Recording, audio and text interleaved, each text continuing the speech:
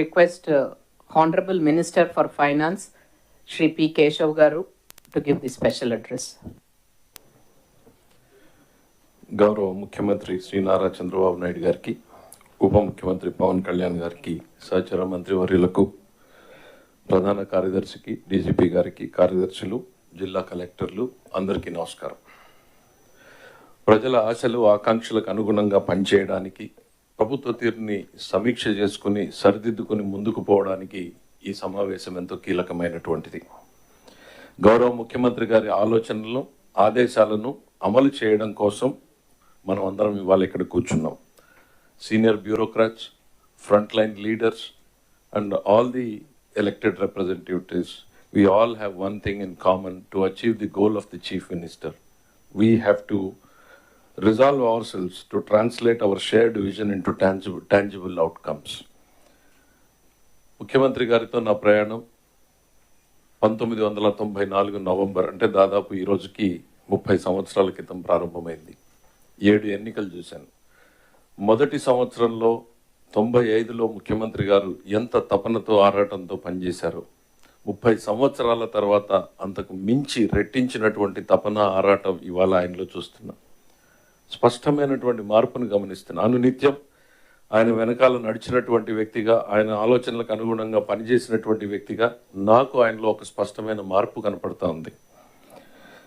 ఈ మిగిలినటువంటి జీవితం ప్రజల కోసమే అన్నటువంటి ఒక ప్రధానమైనటువంటి లక్ష్యంతో ప్రతి నిర్ణయంలోనూ ఒక మానవత్వ కోణం ఉండాలి అనే రకంగా ఆయన చేస్తున్నటువంటి ఆలోచన, ఆయన పడుతున్నటువంటి తపన నిజంగా మనందరికి కూడా మార్గదర్శకం కావాలని చెప్పి నేను కోరుకుంటూ ఉన్నా.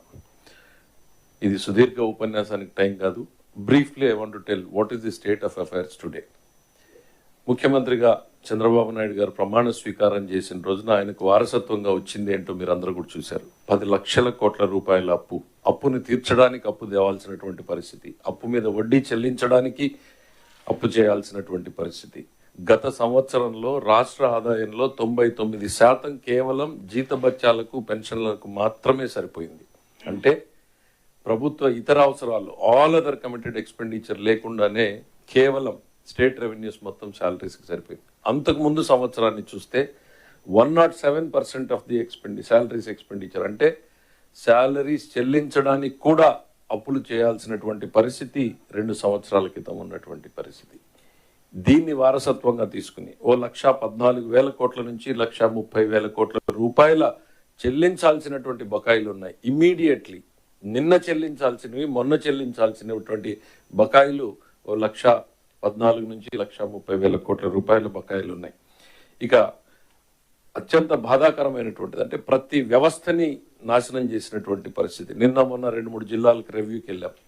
100 సంవత్సరాలుగా క్రితం ఉన్నటువంటి ఓ కేసీ కెనాల్ ఒక 5 సంవత్సరాల పాలనలో ఎట్లా డిస్ట్రాయ్ అయింది, ప్రాజెక్టులు ఎట్లా కొట్టుకుపోయాయి, తెగిపోయినటువంటి. అదే కర్నూలుకి వెళ్తే అలగనూరు బ్యాలెన్సింగ్ రిజర్వాయర్ కొట్టుకుపోయింది. 3 కోట్ల రూపాయలు ఖర్చు పెడితే సరిపోయేటువంటిది 3 సంవత్సరాల నిర్లక్ష్యంతో ఇవాళ 42 కోట్ల రూపాయలు ఖర్చు పెట్టాల్సినటువంటి పరిస్థితి.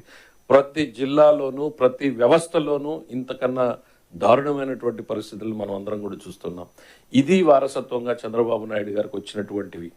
ఒకవైపు రాష్ట్రంలో అప్పులు, మరోవైపు ఆగిపోయినటువంటి ప్రాజెక్టులు, అడుగుపడినటువంటి, ముందుకు సాగినటువంటి పనులు, ప్రజల ఆశలు, ఆకాంక్షలు, వేరొకరి వల్ల సాధ్యం కానటువంటి పరిస్థితుల్లో మామూలు వ్యక్తికైతే నిద్ర లేనటువంటి రాత్రులు గడిపేటువంటి వ్యక్తి, ఒక ఆర్థిక శాఖ మంత్రిగా నేను చెప్తా ఉన్నా, ఇవాళ ఈ స్థాయికి రావడంలో ముఖ్యమంత్రి గారితో పనిచేయడం సుదీర్ఘం. నేను కూడా, ఎందుకంటే చాలా మంది యంగ్ ఆఫీసర్స్ ఉన్నారు. I just want to share my thought. What you will learn from him, what they don't teach you in Harvard, what they don't teach you in Stanford, what they don't teach you in IIMs, what they don't teach you in IITs. Just follow his footprints, just follow his thought process, just observe him, see him. It's a rare opportunity you all have to work under an inspiring leader like Chandrababu Naidu, who has shaped the destiny of this state in 1990s, who has shaped the destiny of the combined Andhra Pradesh in 90s, which has translated into a global city. And here again is on a mission to transform this state into a global economy. Let us just blindly follow his footprints. ఆయన ఇచ్చే ఆలోచనల్ని ఆదేశాలని కళ్ళు మూసుకుని అమలు చేద్దాం, ఈ రాష్ట్రాన్ని మళ్ళీ పరుగులు పెట్టించే దిశగా ముందుకు తీసుకెళ్దాం అనేటువంటిది నేను చెప్తాను. ఎన్నోసార్లు చెప్పాను, మీరు 10 యూనివర్సిటీల్లో నేర్చుకోలేనటువంటిది ఒక్క చంద్రబాబు నాయుడు గారి వద్ద మీరు నేర్చుకోగలరు. It's an opportunity to grow yourself in life. ప్రజల కోసం కాదు, మీకోసం, ప్రజల కోసం, సమాజం కోసం. Is such an inspiring leader. You all have a great opportunity to work under his leadership. I want you to take this as an opportunity to shape yourself, to help the people of this state to resolve. At the same time, ఆర్థిక శాఖ మంత్రి గారు 2 ముక్కలు చెప్పి close చేయాలనుకుంటున్నా. మన రాష్ట్రానికి ఆదాయాన్ని ఇచ్చేటువంటి ఎక్సైజ్, కమర్షియల్ ట్యాక్స్, రిజిస్ట్రేషన్ డిపార్ట్మెంట్లు ప్రతి రూపాయిని సంపాదించడానికి ఎంతో కష్టపడి పనిచేస్తూ ఉన్నారు. అట్లనే మిగిలిన శాఖల్ని కూడా నేను కోరేది, ప్రతి రూపాయిని ఖర్చు పెట్టేటప్పుడు ముఖ్యమంత్రి గారి ఆలోచనలకు అనుగుణంగా బాధ్యతాయుతంగా ఖర్చు పెట్టాలనేటువంటిది. ఎందుకంటే రాష్ట్రం ఉన్నటువంటి ఆర్థిక పరిస్థితుల్లో ఆయన ఆలోచనల్ని ఎఫెక్టివ్గా ఎట్లా ఇంప్లిమెంట్ చేయగలమని ఇన్నోవేటివ్ ప్రాసెస్లో ఆలోచించమని చెప్పి మీ అందరినీ కూడా కోరుతా ఉన్నా. ఒక్కటి మాత్రం చెప్పగలుగుతున్నా, 3 నెలలు నేను సెక్రటరేట్లో 10 గంటల నుంచి 10 గంటలకు కూర్చుంటే నేనేదో కష్టపడిపోయాను అనేటువంటి భావన నాకు కనపడింది. ఒకసారి బ్లాక్ 1 వైపు తిరిగి చూస్తే కనపడింది నాకు, మనం ఎంతమందిమి మన డిన్నర్ని మన ఆఫీసుల్లో తిన్నాం. Honestly none of us. కానీ గౌరవ ముఖ్యమంత్రి గారు నాకు తెలిసి ఈ 6 నెలల్లో 3 నెలల పాటు కనీసం ఒక 100 రోజులు ఆయన డిన్నర్ని సెక్రటరేట్లో చేశారు.